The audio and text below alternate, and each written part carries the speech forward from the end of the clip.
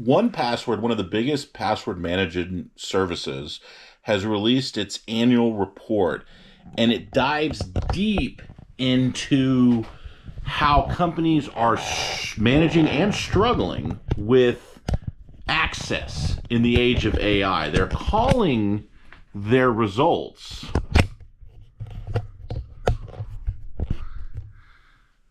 the access trust gap, which is the divide between the access that it can govern and the reality of people access sensitive data.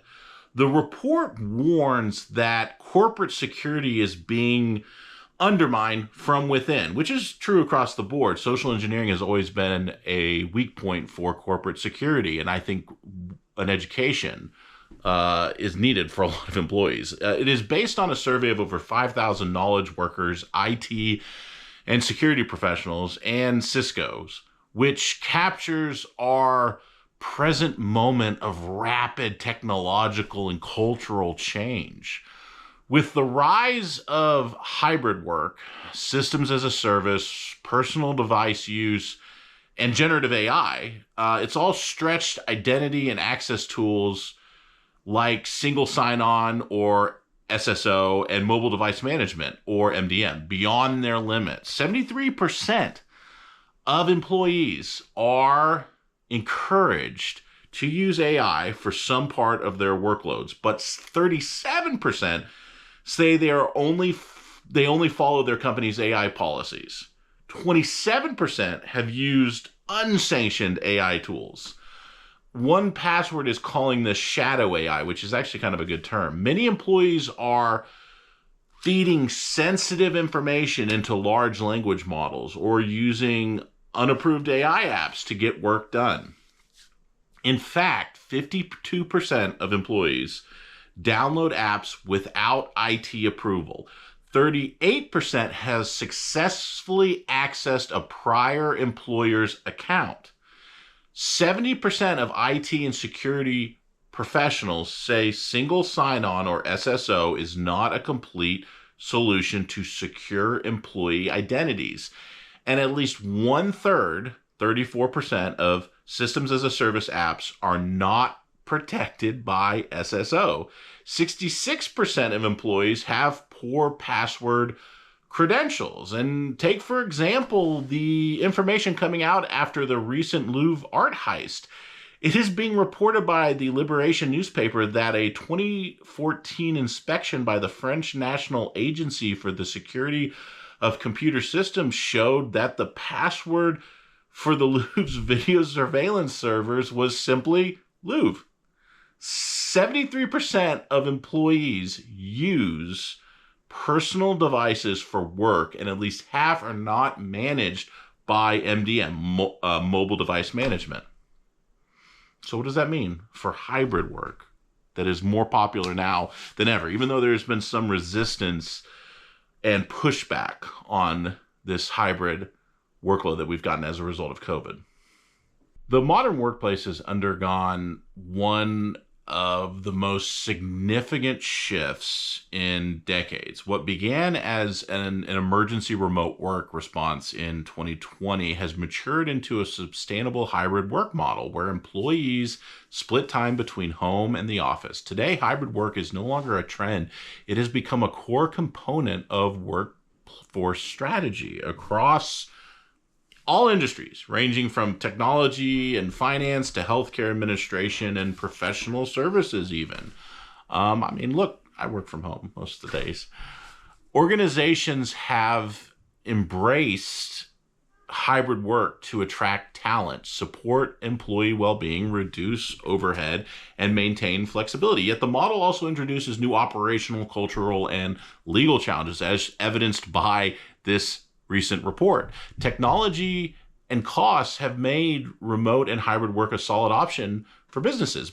Studies show the return to office mandates may actually hurt employee retention and productivity. 27% are more likely to look forward to their jobs if they're remote or hybrid workers. 23% are more likely to have an emotional, healthy workplace. 19% are more likely to cite high levels of productivity, 3 times more likely to stay at a company if they're a remote worker. 14 times more likely. They're 14 times more likely to quit if they're forced to make an option. And why is this important? Well, employee turnover is expensive for businesses. The average cost per employee when turnover occurs, meaning you fire or let someone go or someone quits, is around 6 to 9 months of an employee's salary. Though in some cases, especially in the higher level, it can cost up to twice the amount of an employee's annual wages to replace them. Employee retention is a cost-saving measure, so it is worth having that consideration. A balance, obviously, to discuss is not all businesses can be fully remote. And a true hybrid model of some in office, some remote, and maybe the better option is a shorter work week. There is data to suggest that a 4-day work week is beneficial. A 6-month trial in Germany showed an improvement in employee health and well-being, easier recruitment, stable revenue and profits, meaning having one less day per week did not affect their revenue or their profits. So whether your employees are at home, regardless of though what happens, whether your employees are at home using their own devices, in office using work devices, your AI policies need to be crafted to your reality. Some of the biggest pushbacks for hybrid work is the concern with security, labor law compliance, workplace safety. That's a really good one. Privacy issues, all of which, by the way, I can help with. But AI policies are unclear in many workplaces, and even where they exist, employees often aren't following them, as the data shows. The same is true for broader IT policies as well, not just AI. Too many companies are just using copy-pasted templates, never implementing them, and failing to enforce them. That leaves the door wide open for security breaches that would leave you liable. And not just security breaches, IP loss, data privacy violations, regulatory exposure. Having a policy is not enough. You need a policy that truly fits your organization, not a generic one from the internet. Every business has unique data risks, operational reality, ethical responsibilities, and compliance requirements. Your policy should reflect your industry, your workflows, and your internal culture, and then be enforced and audited. There's a huge difference between, say, someone in the medical field and someone operating a coffee shop and posting on social media. A proper governance approach means tailored AI use policies that protect confidential information and intellectual property, cybersecurity standards, and access controls that evolve with threats. Privacy protocols aligned with state and federal law, data governance rules that protect client and employee information, documented incident response plans before something goes wrong, and an incident report system in the case something does go wrong. Independent audits to make sure the policies aren't just written, they're actually being followed. AI is just one chapter in your company's IT governance manual. Businesses also need real conversations and real policies around cybersecurity, privacy, risk management, and compliance. A policy sitting in a binder isn't protection. And, this is true not just for AI, but for anything. I mean, there's been so many times that I've helped draft the perfect employee handbook, the perfect harassment protocols, procedures. Everything is set, everything is ready to go, and it doesn't matter if the company, if the owner, if the management, if the responsible people don't enforce it. Enforcement, training, and monitoring are key. How I can help you. As your fractional general counsel, I guide you in developing a clear, enforceable IT and AI governance framework that will protect your data and your clients' data and your employees' data and your IP, reduces regulatory exposure and litigation risks, builds a culture of ethical and compliant technology use sets clear expectations for your employees and your vendors even, ensures your policy can withstand scrutiny, and it's not just a check in a box. And now through the end of the year, Quicksilver subscribers with Mercury Legal Group will receive a customized AI governance policy and an AI compliance audit to ensure you're following your own standards. Strong policies are no longer optional. They're a competitive advantage and a legal shield. And the data is showing that we're not following through. So now it's your time, your onus. The responsibility is on you to follow through. Let me help you. Let's build a system that protects your business, your reputation, your customers, your employees, your future. Thanks. I appreciate you watching. One more thing. If you take anything away from this, I hope that you understand and see that AI is not going anywhere.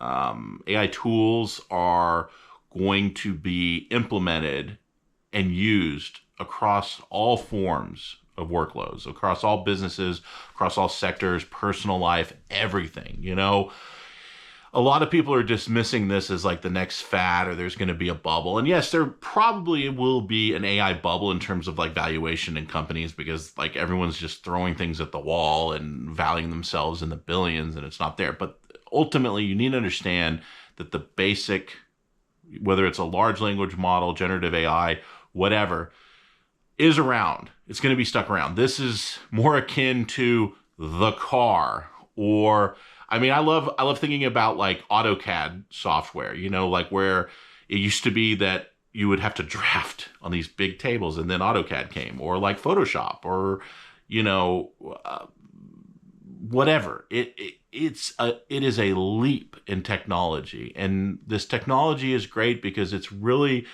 democratizing certain things. It's going to be now where more of a layperson with the idea has the ability to create, to code, to paint, to do whatever is in their heart if they know how to use these tools.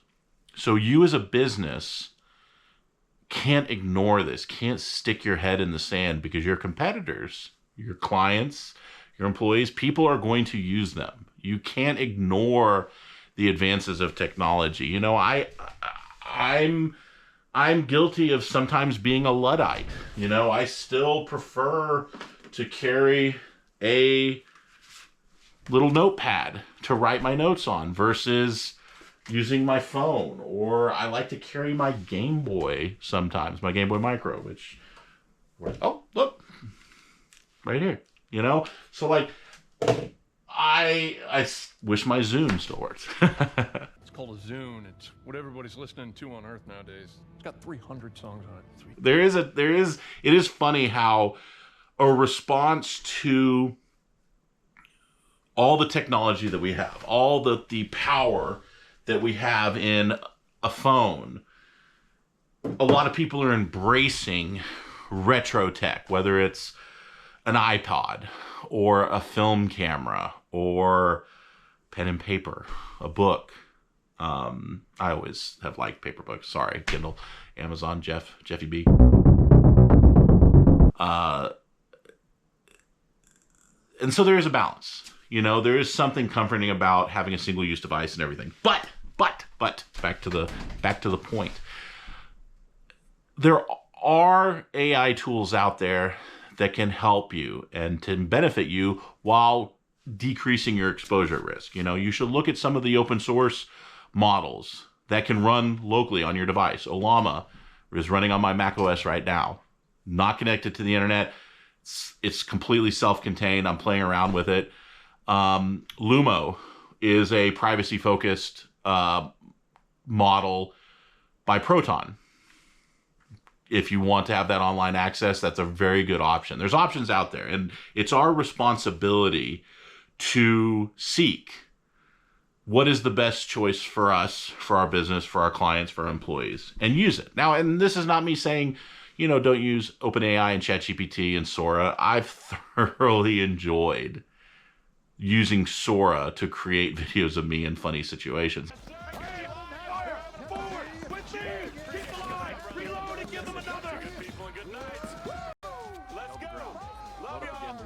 Now, that being said, predominantly it's just for my personal enjoyment. I think I've used one video I created for a previous YouTube video I did, and that was just a short little clip because you can't do that many right now. Although I did just see that you can now stitch videos together, so that's cool. So I'm not saying that that's going to replace me sitting in front of a camera and just talking off the riff or reading from a script or whatever. I mean, I guess technically eventually it could. The ability to create an AI version of me and then just feed it a script and it reads it is here. And it's us now to determine, not just as the creator, but as the consumer of content, is what do we want? Do you like this off-riff natural video that I'm giving you right now, or would you prefer just a more streamlined approach? That's your decision to make. And that is ultimately where we're coming to. That is the next step. Beyond just AI use policies for businesses, is something to consider is as we consume content, whether it's ads for businesses, whether it's videos on YouTube, whether we're just doom scrolling TikTok or YouTube Shorts or whatever, you have to realize that this AI, I don't like to use the term AI slop because it denotes an idea that all AI produced, created, enhanced videos are not worthy of consumption. I don't think that's a fair comparison. I do think there is an area where AI can be used and it's helpful and it's useful and it's great and it still produces great content. But there's a lot of easy stuff out there. And, as YouTube, it's funny how YouTube is pushing more towards short form content, which a lot of people, like say The Verge, the creator economy is about to implode, are reporting that that's going to destroy the creator economy, partially because how monetization is handled on shorts versus long form is completely different. And also just because most people, if they're doom scrolling, it's not set up in a way to where you will follow someone when you see a video you like. You just more so trust the algorithm versus curating a subscription list, which you used to do, which I still do with YouTube. I mean, I love my subscription list on YouTube. The content and the quality of the stuff there are amazing. I might throw up a list right now of some of the channels that I thoroughly enjoy. And the second that they produce a video, I'm there to watch it because it's an enjoyment. It's great. Where am I going with this? I think we all need to be a little bit smarter, whether it's business, whether it's personal life, whether it's as a creation, whether it's at a consumption element, wherever you are on the spectrum. I think we have a responsibility to create, consume, promote quality content, and whatever tools we may be using, we have to do it responsibly, ethically, and legally. Thanks. I appreciate you.